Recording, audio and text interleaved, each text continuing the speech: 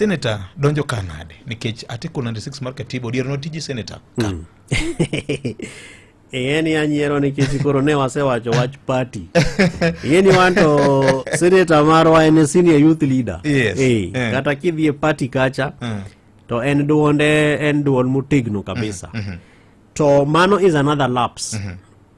Nikech kaka iwacho yo makare, the senator uripo bedni oversight county service delivery, performance and also implementation. To kachop kama koro senator onge, kechobe koro onge, pok wawinjo duond senator gigo machando jo Siaya. To senator tije koro dware ni mondo bed two levels. One, onyalo seek to summon report mar kama governor nitie.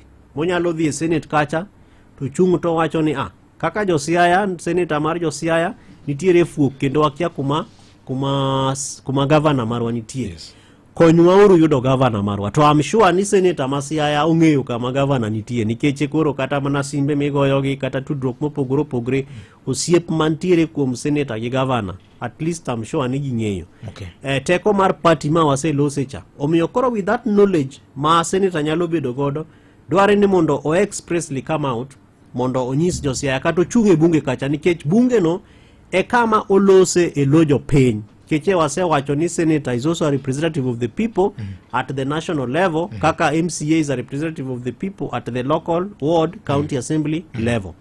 To mar ariyo, senator nyalo timo mediation role. Okay. Onyalo bedo negotiator. Manyiso ni kanitiere fuok, maneno kama, kata kanitiere gaps machalo kaka ma nitiere Siaya, to senator nyalo keto joge piny.